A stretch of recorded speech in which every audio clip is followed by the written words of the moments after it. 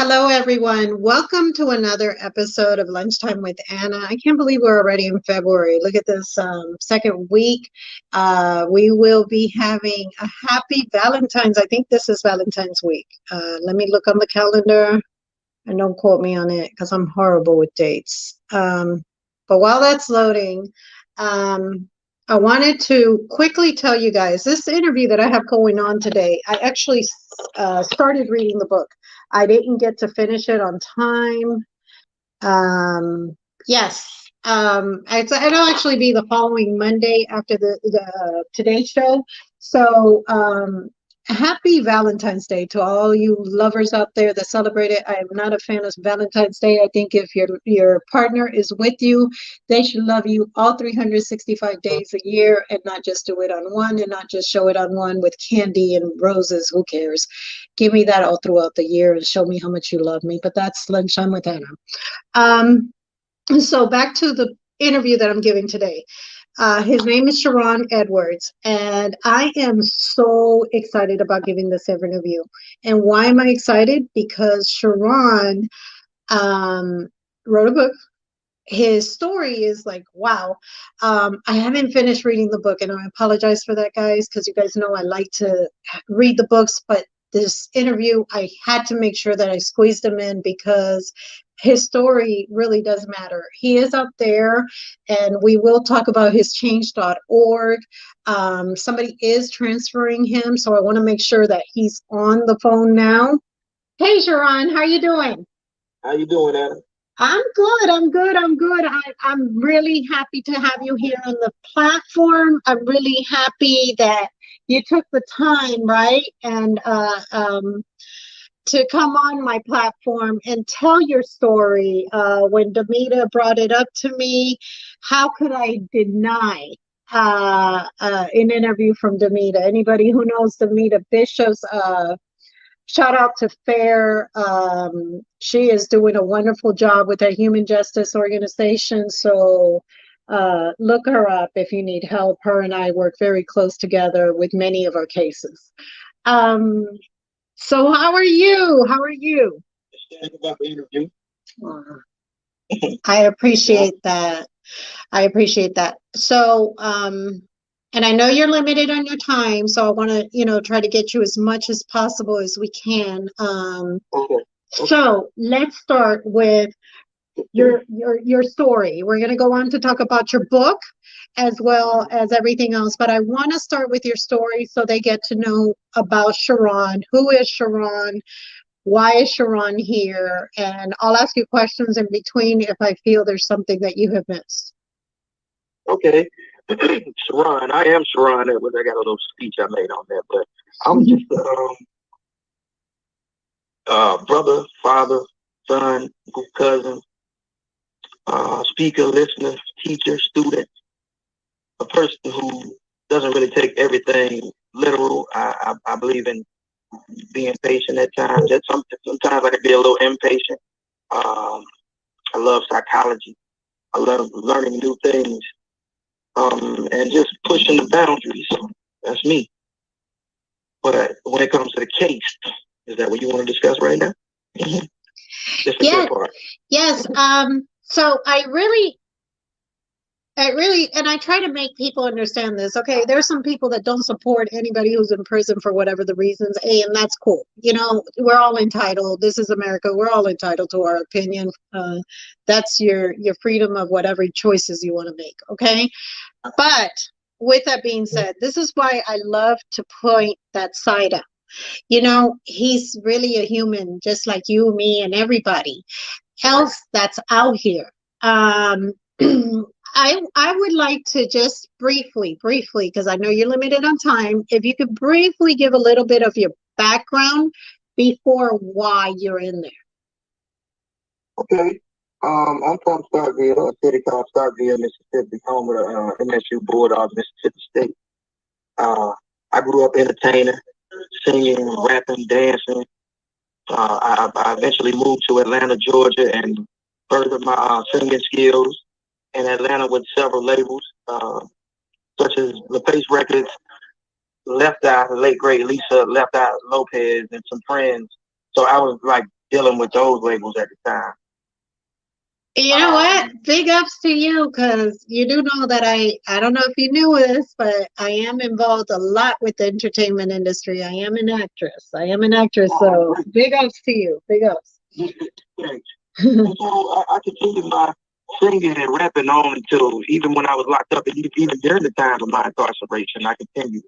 My father was he had a small business, which is a painting company where we did interior, exterior painting of houses, apartments, and stuff like that.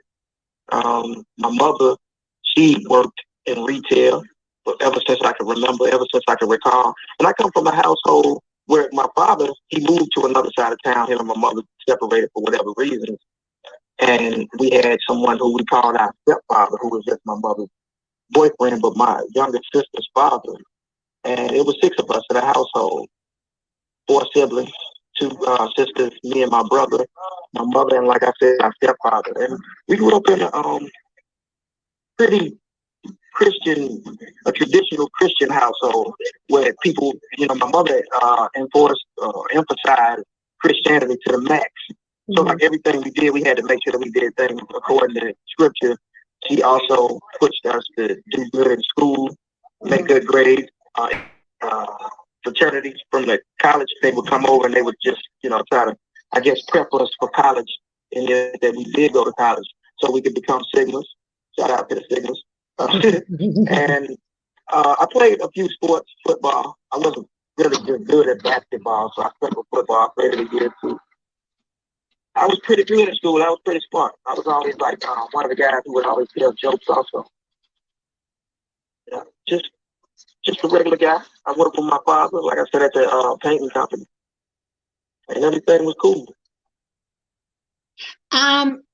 With your background, you mentioned, and the reason why I know is because it's mentioned in the book also. Today, do you thank your mother for implementing the Christianity in your head, in your mind, in your soul, in all of it? Do you think it made you a better man morally? Right. Because, my belief is that whatever you taught early on as a child, that's going to be the thing that's going to carry you in life. Even if you stray away from that, you'll eventually return to it. It's sort of like the scripture says. And I'm not saying I'm a big, Bible thumper, or I quote the Bible, but the scripture even talks about, the dog returning to its vomit. And I just believe that even if we stray off, we'll eventually return to our foundation. So that beginning chapter in the book, I think, which you're referring to, is called a greenhouse. And my grandmother taught us the Lord's Prayer early in life. It was a time when I strayed away from Christianity. I actually was angry. And it was prior to my arrest that I didn't believe in Christianity, God, or anything. I thought I was God. I thought everything kneeled before me. And I had become that arrogant and that narcissistic to actually believe something like that. And so when I got locked up, it continued. It just took me going through some things to realize that it's all about that foundation. But yes, I do appreciate what she implemented in my life at an early age. So the reason why I ask you this, Sheron, is because coincidentally, we just gave a Bible study, and it was pretty much on the same thing you're talking about. And we were talking about the importance of giving this foundation to your children, and just pretty much the same thing you said was what it boiled down to. So I'm just glad that I hear that, because then it means that it is true, if you're hearing this from more than one person, Go back to it. Absolutely. So that's a little bit about your background. You guys, the rest of it, you have to read it on his book. That's why he's got a book out. He's not going to give you everything. You can't, it's actually, I love the way that it's written. I love the way, I just love it. But we'll talk about the book. So then what happens after your childhood, during your teenage years, right after your teenage years? What takes place in your life? After my teenage years, after moving back from Atlanta, because I was engaged, I had a girlfriend, and I speak about that as well. But we became engaged, and after we were engaged, we started going. She inspired me or motivated me to start attending or enrolled in school at Mississippi State. So when we got together, we eventually became engaged to be married, and things were going well. She convinced me to move back from Atlanta. I was used to selling drugs, well, marijuana at the time, and so she also convinced me to stop selling it. Well, like I know, like if a person is used to that type of income, when they stop it and they don't have a backup plan, a legit backup plan, then the money will dwindle, and that's what happened. And so it created a lot of friction, which leads way to the next question I think you're going to ask. But I eventually ended up getting in this trouble right here. Yeah. So my question to you is, before being incarcerated right now with the current charges that you have, right, that you're serving time for, how was there any other arrests, if I may ask, and if you're able to answer that or want to answer that, because I know you have some things pending out there. I had 3 convictions on my record outside of the federal and state charges. Those were 2 simple assaults and 1 was a DUI. Okay. Yeah. No, nothing major. Simple assaults was just a fight, so it wasn't felony. It was a misdemeanor. So yeah, that's what it sounds like. And then what was the other one? DUI? A DUI. Yeah, if you guys remember, President Bush had a DUI. So let's not judge, guys. Let's not judge. I don't think people are really going to judge. I think what it does is it humanizes me as a person, because I'm not. I think most people think that when we call from these places that we try to justify our actions and find some way to rationalize and say, oh, I did this because of that and this happened because of that. I mean, there is a cause and effect and sort of a chain reaction. But each person has that, take responsibility for their actions. So even if some people were to judge, then they would only have to look at themselves. I mean, this is a Christian program, but I mean, you are a minister. So they would have to look at the speck in their eyes before they just judge me. So I'm cool being judged if that's what it takes. As long as they listen to my story. You know what? I love your attitude, because let me tell you something. I tell them all the time, these followers, I let them know straight up, there will be none of that on my platform, like none of it, because until you are free of sin, I don't want to hear it. You know what I'm saying? I don't want to hear it, but I just like people to know, you know what? Yeah, I did make my mistakes or whatever, nothing serious, just like anybody else, to lead to what I'm dealing with now. And that's where I was going with it. And I'm sure you knew that. Feel free to rant if they feel like they need to disagree with certain things. That's cool, because it's just their opinion. Doesn't mean they're right or wrong. Absolutely. So, what did you say? I'm sorry. No, let them roll now. Oh, let them roll. I like it. Continue on with your story of what took place. So you were dating this girl at the time. You thought you were in love. Right. Is that safe to say? Then you're dealing what is legal now. So marijuana is legal in everywhere now. So you guys start having problems because the money's dwindling, as with any relationship, usually when the money starts going down the drain. What happens next?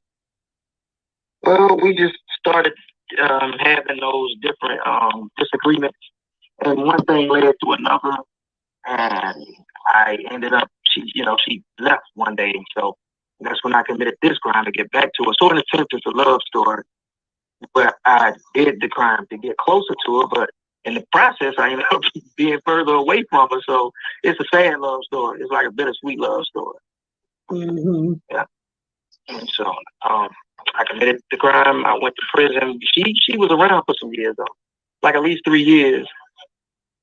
And so we eventually separated, because you can't ask somebody to put their life on hold for 20 and 40 years because of the love. I mean, some kind of way you have to respect that person and become as selfless as possible and say, look, you have to live your life, because I don't know when I'll be coming home. But if it's meant to be, then it'll happen.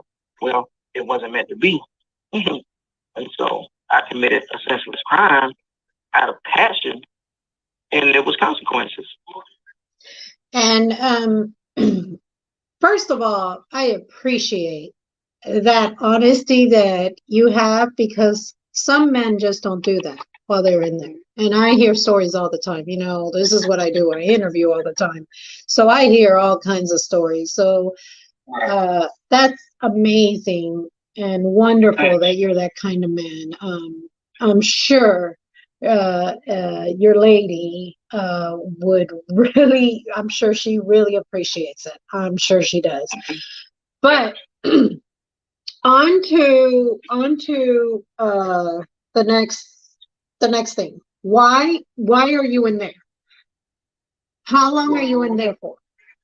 What is yes. Okay, in 1999, I committed a crime. It was a guy was walking into his apartment, and I robbed him for his car keys and used that to get away in his vehicle, which was at the parking lot. And so that crime led to two different prosecutions in both state and federal jurisdictions. So it's a law called the dual sovereignty doctrine, where they can prosecute you that way, but it's rare. So I ended up bonding out and going to and then so the detective on the case ended up referring my case to a federal magistrate judge. The original charges, not original state charges, he referred them to that to the Fed jurisdiction. So when he did so, they indicted me. I ended up going to trial, in federal trial, for a carjacking, which never happened, never took place, based solely on the state charges. So I ended up getting convicted and given 20 years in the Federal Bureau of Prison. Second, I was prosecuted a year later at state trial for the original charges and given an additional 20 years, which means I was given 20 plus 24, a total of 40 years for the same exact crime. Okay. So explain this law again, and what is it called one more time for the listening audience? Right. There's a law which is is seldomly applied or used. It's called the dual, D-U-A-L, sovereignty, meaning jurisdiction, meaning two jurisdictions. So they can use the dual sovereignty law to convict a person in both federal and state jurisdiction for the same incident or conduct. It's very unfair, and it's very rare at the same time, and that's what they did to me. Sort of similar to what's happening to R. Kelly. He was acquitted on the charges, not upholding anything he did, but he was acquitted on his charges on a state level. Well, years and years later, they have now sought the prosecution on a federal level, and so that's the same scheme. So it's like somebody has to be out to get you in order to prosecute you in both jurisdictions that way. And you said it's not that many people. Now, may I ask, and I know this is probably going to seem like a silly question, but to me it's not. You know, I'm also a human justice organization leader, so I have to ask these questions. For you, from what you know of the few that have been, I guess, incarcerated, right, under this law, the dual law, what when it comes, are they predominantly people of color, if I may ask? And I know that might not make sense to people when I'm asking it, but I'm asking for a reason. I think so. But let me say this. Being that you asked about people of color, it's key things in my case that stand out that people don't know about. Well, first, the lead prosecutor on my case in 1998 was suspended for 6 months for wearing his KKK robe to City Hall. That was in 98. Well, he was reinstated after those 6 months. I caught the case in 1999. This same lead detective was adamant about prosecuting me on a state and federal level. He's the same person who referred my case to the federal judge. Second, the victim's father is a white guy, a white judge, because the victim was white. So that kind of shows you that they were in cahoots with each other, and that I had really offended the wrong person, a very prominent family, and they were out with me. So, okay, so let's go back. Let's go back. That's a lot.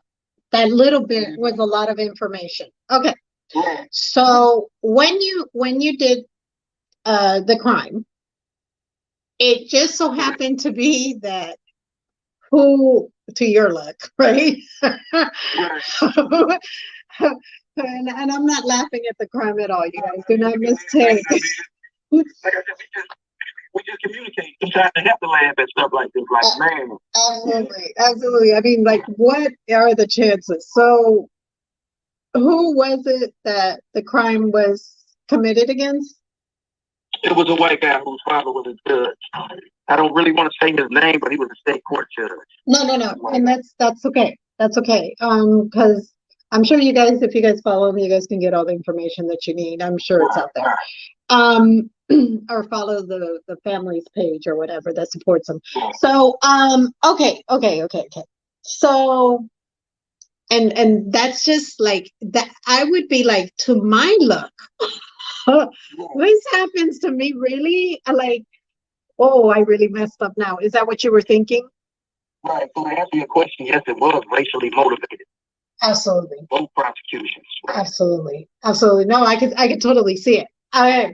And you guys did hear that he's in Mississippi, right? My interviews of Mississippi have been the worst. You know what it is down here? This is sugar. What they call it on Django? Chickasaw, Sugar Land or something like that. So, yeah, kind of crazy sometimes. And this was in the '90s, so. Wow. Unfortunately, I was a victim of racism in politics. Well, see, no, I think, to me, from what I've seen, I would never even go visit that state, to be perfectly honest with you, never. Because the stories I've heard, it's insane. It's insane. It's like, to me, it's almost like the Wild Wild West over there. I mean, it is, and let me say this, because it's terrified things. I think when we talk about the racism, you do have young people, like old people, who are racist. However, it's a taught behavior, it's a learned behavior.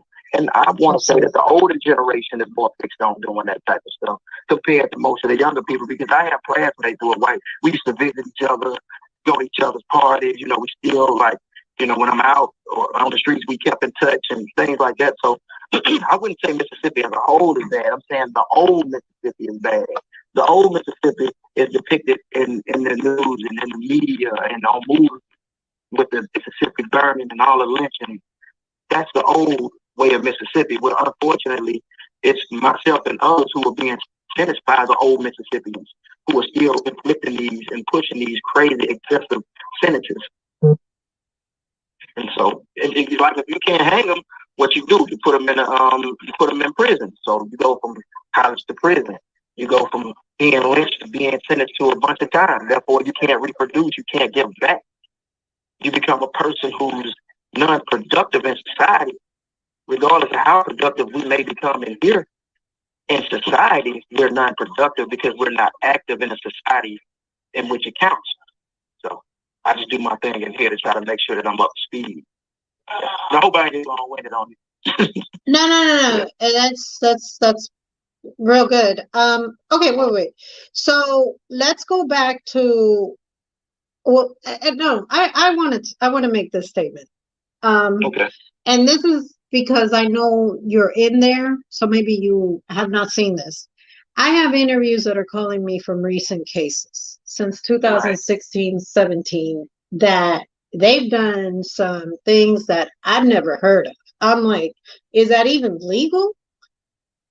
And they'll tell me they don't care, Anna. It's not like other states that, like, you're held accountable. It's almost like everybody's in cahoots. And I'm just like, wow, you know? It's this elite circle of racist people who prosecute blacks at an alarming number. Mm-hmm. They just recently passed a parole bill that affected a lot of guys who were ineligible for parole for crimes like armed robbery, which is what I was convicted of. Well, they just recently passed that bill last year, and it affected a lot of the sentencing where guys were able to go home after serving 50 to 60% of their time. Awesome. And so 2/3 of the people that it affected were black people. Wow. Which is crazy. So that lets you know who was being targeted. And also, it's a sentencing disparity issue. If I commit a crime as a black man, I get 20 years for that crime. Well, if a white person commits that crime, they get 5 or less and possibly probation and a slap on the wrist. Like I said, it's an elite group of people and they shake hands in politics. They eat together and they do what they need to do to ensure that we get time.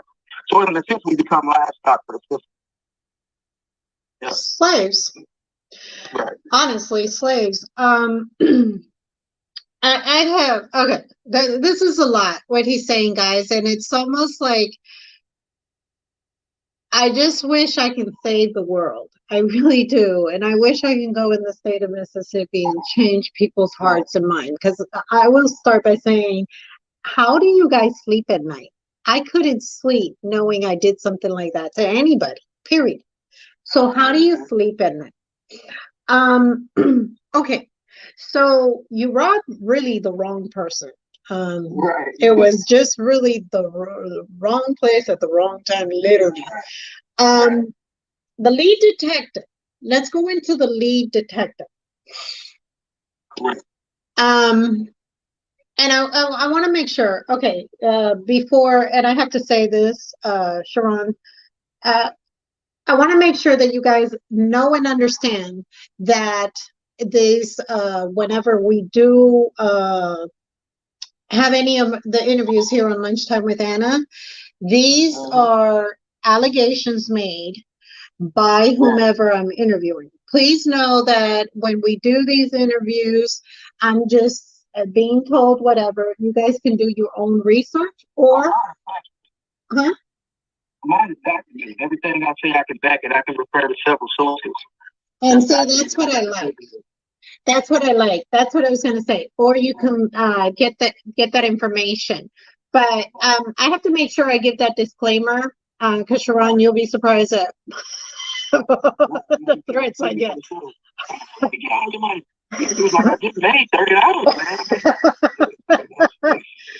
I'm poorer than you. I'm poorer than you. But so you turn around and this lead detective does what? He referred my case to the Fed. No. When I was out. When he was out for 6 months. Go into detail, if you could, briefly, on why it was that this detective was out of a job for 6 months. Was it an investigation that he was suspended for, or was it just true facts, like there was pictures, you know, at the time? Okay. It was in a newspaper. Excuse me for cutting you off. No, you're good. It was in a newspaper. He literally walked into City Hall in our city in Starkville, Mississippi in 1998 with a KKK robe on. Well, he said that he was just kidding. So they only suspended him for 6 months. They didn't fire him. They didn't force him to resign. He was only suspended. So, you know, when you have documented facts like this and proof, because it was printed in our newspaper, the local newspaper, and when you have these facts, how can you allow a person to regain that employment and come back and work? And that's what they did. So wait. So you're saying that if I turn around and I do something against any other nationality, me being Puerto Rican, guys, everybody knows I'm Puerto Rican, maybe in Boricua, I turn around and I do anything racist against anybody, right? So if I do that and I turn around and I say, I'm just kidding, you think they're not going to bash Lunchtime with Anna? You think I'm not going to lose everything? Right, I get what you're saying. That is kind of insane how they did it, but once again, that was in the 90s, and that was Mississippi, and those people had power and influence over that system. So they had a different administration in place back then. So it was like the good old boy thing. Wow, I'm just like at a loss for words. Like, wow, that's crazy. That's crazy. How many times did he do this? Was it just once? What do you mean, like refer another case to the feds? No, the KKK. The KKK thing. I'm still on the KKK thing. From my understanding, he only did that once, but he wanted to like stage a march a couple of times, and they were like, nah. So, yeah. I mean, we're talking backwood Mississippi, small town Mississippi. Yeah. So, you know, and then you got to think like they stand on saying that the KKK is a religious organization. So they'll try to hide behind the Bible and be like, God said we can do this, and this is a divine given march, and that kind of stuff. Yeah, and I don't knock nobody for their beliefs, but I don't think God wants you to practice hate and push hate against anybody. Period. Right. Regardless of what you are, what your religion is. Because I can name several religions, even black religions, that I don't like or choose to, agree with because they promote hate. And if it's hate, it's not love. And God is love, right? Absolutely. Absolutely. Okay. Absolutely. You could never said that better. Now, so we turn around where we're spiritually, not spiritually, I'm sorry. This guy, because I'm just stuck on the KKK on the, I'm like spiritual. Okay, so this has nothing to do with our Father. Let me tell you guys something. As a leader in the kingdom of the Lord who was ordained, that has nothing to do with what our Father tells us to do. But hey, it is what it is. Okay, so we turn around. We go ahead. We go to. So he's suspended for 6 months. He comes back on the job. In the midst of him coming back to the job, you have turned around and caught this case. One of his colleagues. Yeah. And they eat together. They, I tell people, and you don't really understand this until you start studying the law. Guys, in case you didn't know it, they're all friends. All of them. All of them. Right. They're all friends out of the court. They're probably calling each other. You just don't know. They're all friends. And the more and more I learn and the more I do for the community out there, the more I see it. The more cases that I see that people were literally cased up. And I especially see it with people of color. I mean, I'm not saying that it doesn't happen, but let me tell you about how I'll see Latinos during the crack era. They were getting big time charges, 20, 40 years, okay, maybe longer, life sentences. And same thing for my Black brothers and sisters. Serious time when you had our counter brothers and sisters just turning around getting 5-10 years and slap on the hand, release on probation.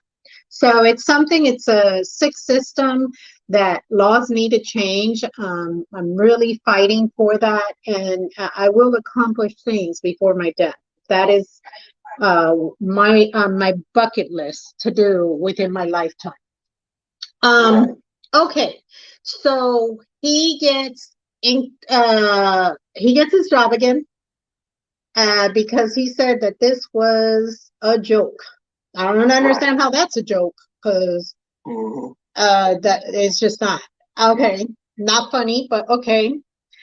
I don't like his sense of humor. So then we turn around. You get this case. He's back on the job. Good colleague has his back. What happens next? I bonded out on the state charges, like I was saying, and I went to a school board hearing at Mississippi State University where I was enrolled at, and they afforded me an opportunity to ask them questions. And so he was saying that the guy was shot. Then one guy was like, he got shot? One of my colleagues. And he's like, no, he didn't get shot. I mean, Nick, he didn't get shot. I mean, not Nick, but pistol whip. Because they stated in the reports and also in the newspaper that the guy was shot. He was never shot. And so when I asked him a question for the sake of clarity, I was like, excuse me, so you're saying he was shot? And he was like, he became furious. And he was like, I don't have any intentions on answering any questions from this individual. The only thing I expect this individual to do is to spend the rest of his life in the penitentiary, and that's what I'm going to do. So that's on, it's on my transcripts at the hearing. But and he saw that 2 days after that hearing, that's when he sent my case to, to the federal agents or to the federal judge to seek an indictment. Okay. So on average, what is the time in that state that for committing the crime that you committed the amount of time that they would give? It varies. I mean, it's really on the judges and the influence people. So it's not a certain amount of time. Okay. Yeah. Because they were trying to say that I shot at the back of his head, like literally pointed the gun at the back of his head, and I missed him, luckily. And so I had a mistrial on that count because it's impossible to do something like that. But can you proceed with your next question? My bad. No. You're good, because that's exactly where I was going. Okay, so okay. Now you go to trial. Right. How many charges are you facing? Where? Which jurisdiction? So we're talking about state court right now. We still State haven't, court, I haven't gotten as far as what you were found guilty of. Who did you go through court first, state or federal? Right, I went to federal trial first. Okay, federal. So, and federal is normally fair. Not really, but no. Okay, so when you go to trial, how many charges are you originally facing from your indictment? At federal trial, there were 2 charges. There was a carjacking, which was count 1, and a firearm, which is a 924C, that was the count 2. Okay, and what was the maximum that you can get under both charges? It varies. Because it's kind of technical and it's lengthy. So let me simplify. You can get sentenced in federal court according to like several variables that are included. One being, they look at your criminal history and they can say, okay, you've been convicted of this before, so that'll give you a little bit more time. The crime of carjacking carries this if you use the gun and you discharge it. So with a gun would have initially been a 5-year charge. Now it goes up to 10 years because it was discharged during what they call the commission of a crime. The commission of the crime was the carjacking. So I was given 120 months on count 1, which is carjacking, and 120 months on count 2 to run consecutively, meaning I had a total of 240 months, which equals to 20 years. Wow. Total 20 years. Right? But on the state level, I was facing an armed robbery, an aggravated assault, and a grand larceny. By the time I went to trial, they had a mistrial on the second count, which was an aggravated assault, because there's no way possible somebody is going to miss a person when shooting at them. It's impossible. If you have a gun pointed at someone's head, you will not miss. Even a child can, do that. So, but they ended up convicting me for count 1, which is armed robbery, and count 3, which is grand larceny. And I ended up getting a total of 20 years. 24 of the armed robbery and 5 years for the grand larceny, and they ran the 5 years in with the 20. So that's how I ended up with 20 in the state and 20 in the fed. Okay. Running consecutively, meaning stacked. Wow. That's... Can I add one more thing? Yes. Go ahead. Okay, so serving from 1999 to 2017, serving my federal sentence, I was extradited to Mississippi, the Mississippi Department of Corrections, where I'm now currently being housed. So I discharged the federal sentence, and I'm now currently in state sentence under that same 20-year sentence, that extra 20-year sentence. Yeah. I didn't understand that. Can you repeat that again? I'm sorry.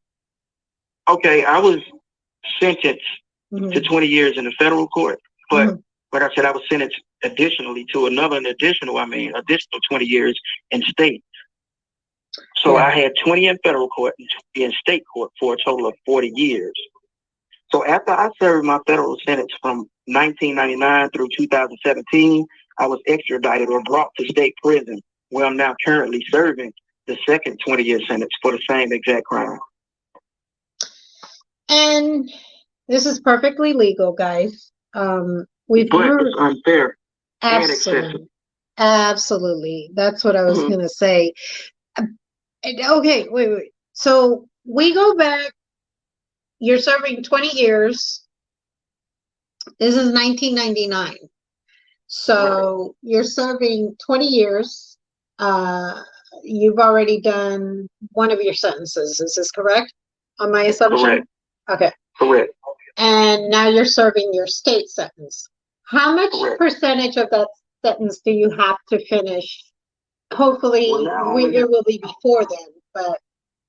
Right. So originally I had to do 20 years mandatory, which would have maxed me out at 2036. Well, due to a recent bill that was passed last year, I only have to do 60% of the time, which makes me parole eligible in 2018, which is 6 years from now, which is still to me too long.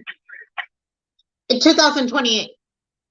Right. Correct. Okay, 28, not 2018. I was going to say 2018 already passed, buddy. Right. You should be out. So I'm just like wowed with this story. So, okay, then you turn around, you're doing your time, and because of the 60% law, you're eligible. But this doesn't mean that you'll get out. It's just saying there's a possibility. Cool. How is the parole board out there been that you're aware of?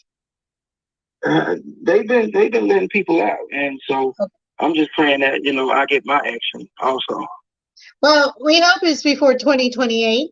And we'll be praying. We'll be praying. So okay, you're in there, and I'm just trying to figure out. Do you think that all the judges and that lead detective and maybe jury were all in cahoots? What is your opinion, right?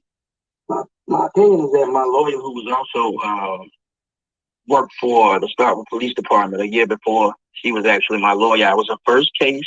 I was her first trial. My opinion is that I was going to war against law enforcement with law enforcement representing me. So there was no way I was going to win this case, on a state level. Wow. Additionally, let me add one more thing. My family does have a petition on change.org. Okay. And the petition is requesting that my sentencing judge or whatever sentencing judge in my district or my region will grant an early parole based on my achievements and certification, also based on my transformations, also based on my book, and just the fact that I have changed my life and that I've been sentenced unfairly and that I'm doing double sentences for the same conduct. What can we do? Well, okay, first of all, I did sign the change.org. I don't know if your kinfolk doesn't let you know, but I did sign it as soon as I saw it. I believe I shared it on my Facebook page, and I'll reshare it again after this interview. I did try to share the video on Messenger to a few people that I knew would sign the petition, but it appears that the video is all that shows, is what I was told. So I have to reshare it, and I'll do that for you. So you turn around, you're in there. What can we do? What can we do as the people, right? To not only support you, but to stop this from happening again in our system? What can we do? Okay. As leaders, as pastors, as people in the entertainment, what can we do? What can we do as any Joe walking down the street, John Doe? Okay, first they can go to the platforms that have been set up under free Sheron Edwards, FRE, and Sheron Connected, SHERON space Edwards with an S on Facebook, Instagram, and Twitter, and become more aware with my story, with my situation, follow and share. Secondly, it would take the public to actually stand up and say, we are going to protest and we are going to fight against this injustice, but do it collectively. And so when a person like me is out, then I become the poster child or the face of this type of sentencing disparity. So that's what I'm going to do when I get out. I want to advocate for those who've been sentenced like me, which even though it's rare, but I still want to advocate for those and people who've just been who've been sentenced excessively. So that's my whole thing when I'm out. Okay. And I think... Go ahead. No. Go ahead. But I think just awareness alone will help. It will help change, this type of stuff and stop it from happening. Because it can happen to anybody. Okay. So I ask, it really can. And the thing is that your whole youth, you guys, think about it. From your 20s to your 30s, how much changes in Right. your life? From your 30s to your 40s, how much changes in your life? Right. You know, we need to do something because it's not fair, right? When a person gets charged 5, 10 years, but then you got a person doing 40 years. That's my whole point here. That's why I kept asking him, so what was the max? Because I've seen it, and I constantly tell people, if you don't believe that these things really happen, right? Because you think that, oh, these civil rights activists are just talking, out their mouth, whatever. Okay, let me tell you guys something. Just go sit in a courtroom at 8:30, 9 o'clock, whenever court starts. Sit in a courtroom at least the first half of the day and watch all those cases and watch what I'm telling you. Because I've done it. And it's disgusting. It really, really is disgusting what you see. And I don't care. As you guys know, sometimes I'm in the state of Florida, which I am now here right now. Sometimes I'm in Atlanta and ATL. Sometimes I'm in other states. And I just stop just to see. Let me just stop. And then you tell me that there's not injustices going on with people of color. Right. Because it's constant. Okay, so what is there bills that you're thinking that maybe your family can even help you with? Is there anything that, we can help? Any way that Lunchtime with Anna, can help support your cause? Right. So I think you said films. I'm definitely in favor of trying to build a film behind my story because it's a unique story, similar to like Just Mercy and how he was done and treated unfairly. Except for that was a wrongful conviction. I think they kind of both go hand in hand because it highlights the racial inequality and injustices going on in America, and like you say, in the black and brown cultures or Latino races. Absolutely. And so, they could go to change.org to the petition, which you said you would be sharing, Absolutely. and just sign and share it with as many people as possible. To support me financially, they could go and buy my book on Amazon, Life Lenses, LIFE''S, Lenses, LENSES, and become more aware of my story and become more well read with what I have going on, so that when they advocate, they would know who they're advocating for instead of just saying, okay, this is the narrative, a small narrative. They'll actually be more familiar and know me personally in a sense, and then be able to identify with what it is that I'm going through. Therefore, we create this grassroots movement and we push the people to help free me from prison and grant an early release. Absolutely. And off air, if you could please have the person who's transferring the calls do it from the wall phone to speak with me, because I like to speak with you about some things off air that you can do to probably get out of there and make sure that you get out of there, that I seem to work, that I've helped other people do. And one of them is what he's doing is keeping it out in the light and keeping his story out in the light. Have there been major people that have been attracted to the story that have said, wait a minute, how is that? Because even I'm like, how? I never even knew that existed till you came around. Right. I have a friend that's a music exec, and he also advocates for the wrongfully convicted, named Jason Plum.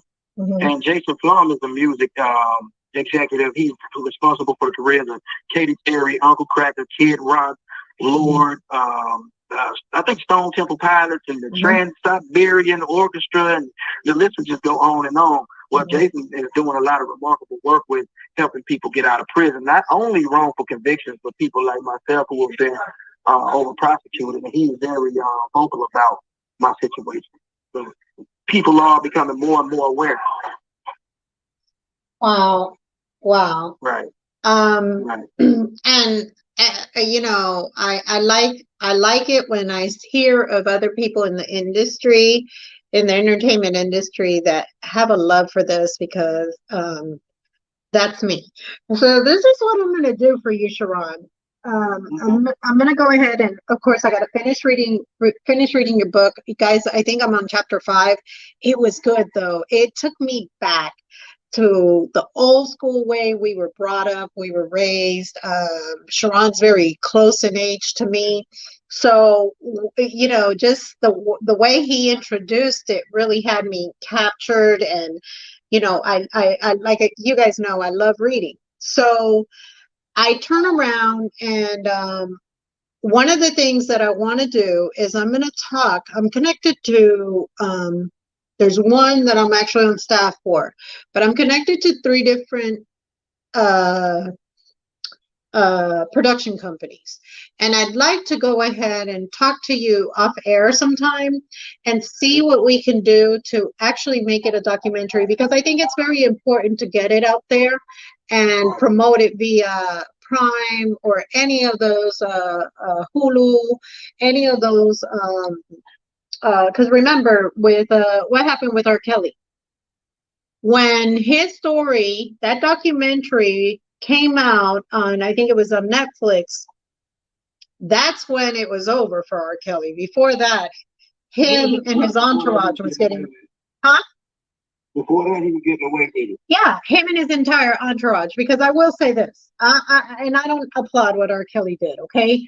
But I, as a woman, I can realistically say parents were involved and his entourage was involved. And you guys, nothing in this world will change my mind, because R. Kelly is not the smartest cookie in the bucket. Okay, so that's just my opinion.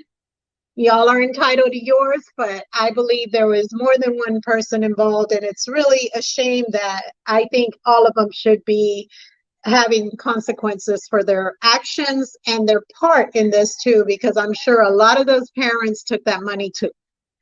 That's to keep it real. Okay, so we turn around, and again, I'm not justifying it. You guys know I'm very pro woman.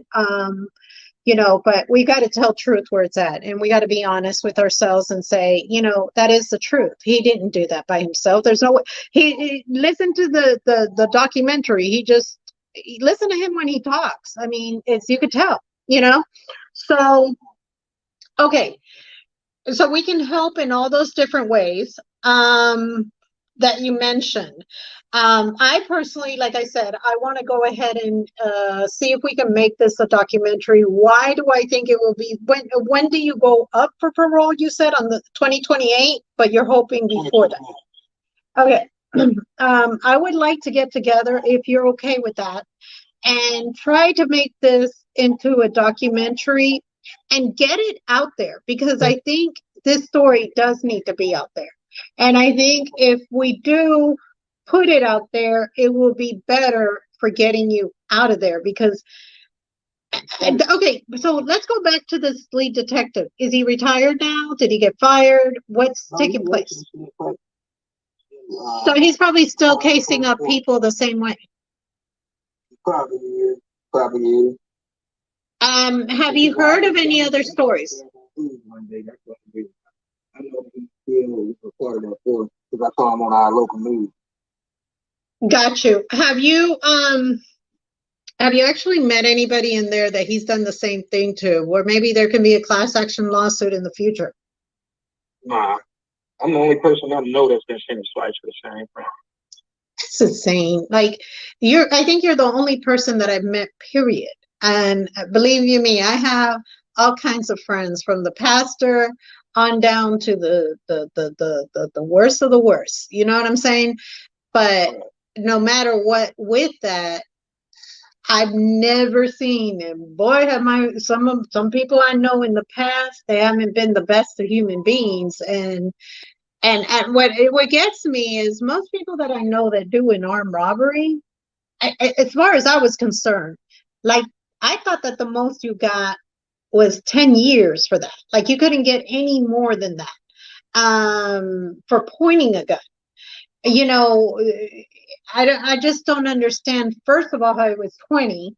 And then second of all, 20 twice. Like, I'm still at a loss for words. And I really, really want to help you change these laws, because I think it's so important. And any support that your family needs, if there's a special someone in your life, if they need my support in doing so, I'm sure Demita will come in, and I'm sure many other organizations will step in. I'm sure you have many people out there helping you already.